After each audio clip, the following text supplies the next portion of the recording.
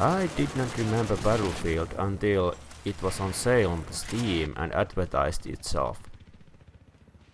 Then I realized that I have been playing Call of Duty and other very sweaty FPS games quite some time now, and I thought that in Battlefield the games mostly were fun.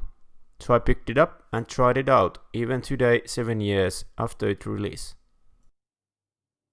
Battlefield is a franchise close to my heart for the first place.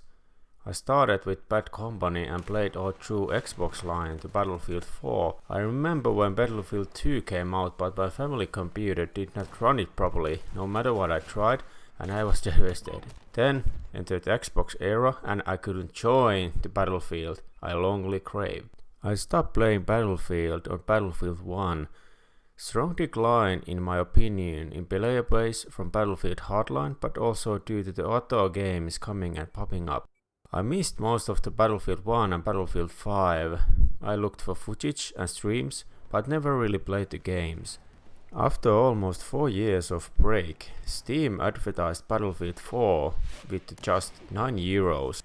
I had not think about the game since last I played, but I was interested on the spot, and I acquired the game on PC. My love for the franchise impacted on my judgment and for the game, but during the years and through my professional life I try to minimize these biases and look things through clear eyes. But make no mistake, this game is 7 years old and it shows in design, gameplay and in smaller nitpicks.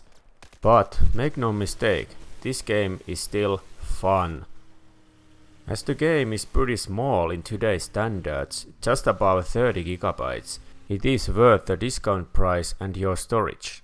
Also, I checked the Steam charts and the game had huge boost during the summer and has currently under 1000 players average, which is okay figures for this old game. I only have few options for Rush game mode in server browser, but still found games pretty well. But if you prefer Conquest and Rush, you will have plenty of options to choose from. The gameplay is simple. You have loadout, which has guns and utilities. Point to the enemy and shoot. Or lay mines, snipe from the far, drive a tank, fly a plane, destroy a tank and so on. The game is versatile in order of what you want and what you can choose and how you will plan to use it.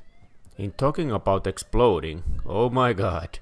Like Battlefield had in the previous versions and current versions, destructibility is massive. Everything is not destructible in the game and it depends little on the map, but mostly anything can be destroyed. The small covers, buildings, grannies, nukes, even whole buildings leaving rubbles you can fight in. The gameplay is absolute insane factor and does not shy on other shooters and I love it. For the graphics, game still looks good.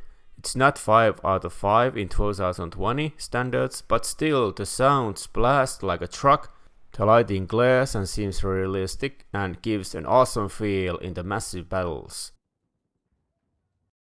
Yeah, I think the main character sleeps and lives in his combat gear.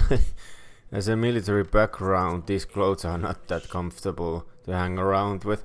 The gear, the weapons, the protection gear is very uncomfortable and extremely heavy to carry. Few hints when testing and starting this game out. If you have played an FPS shooter before, you will feel right at home.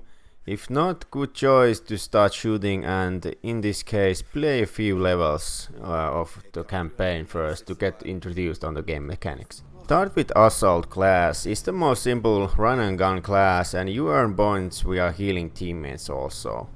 You miss the Battlefield squad mechanics if you can assist and spawn on your squad mates. Select a team or squad with 3 or 4 players to get almost a full 5-man squad.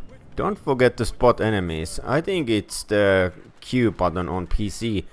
Enemies spotted shows on the minimap and in the world for a small period of time for your team members. Play together with others and play the objective. You earn points via objective and help your team to win. Killing is not sure way to victory in this game. And keep together, support teammates and play as a unit.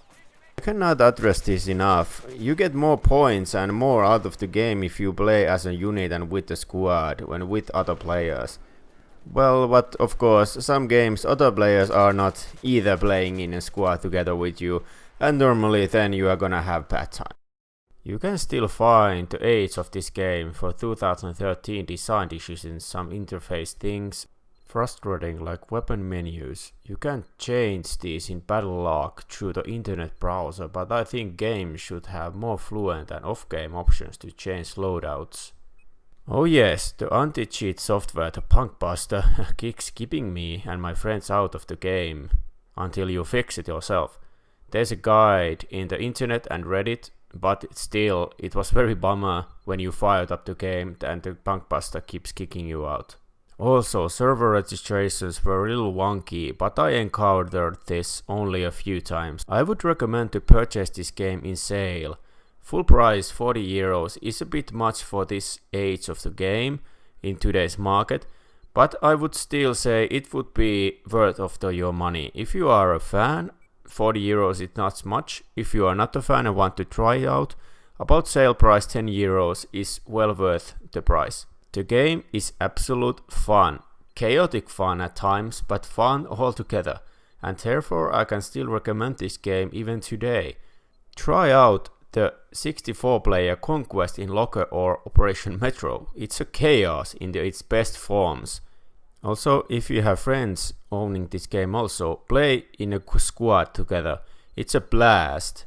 Very much fun, and you have an edge over the squads which are not communicating, because this game gives a huge edge on the squads which are communicating and playing together. Have fun with this game. Take the engineer and blast a hole in the wall. Take no assault and heal your buddies or shoot the enemies. Take the support and mow down the enemies with your machine guns and use the claymores. Or use the sniper and shoot enemies from the far with your sniper rifle, frustrating them to hell. And have fun. KD ratio has never been a huge issue or topic in the battlefields. You can be the point leader in your team even without shooting or killing anyone, by contributing by other means. You can earn points almost anything when you are contributing to the fight, even if you are not shooting. Oh yeah, this game has a story mode with Michael Kenneth Williams in it.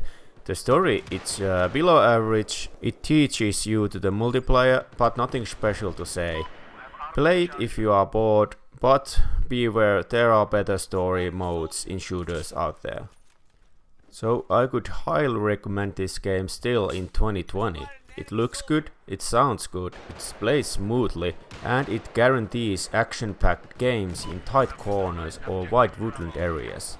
You will have fun with this game even today, so pick it up if you are interested, and I hope to see you guys soon again. Oh.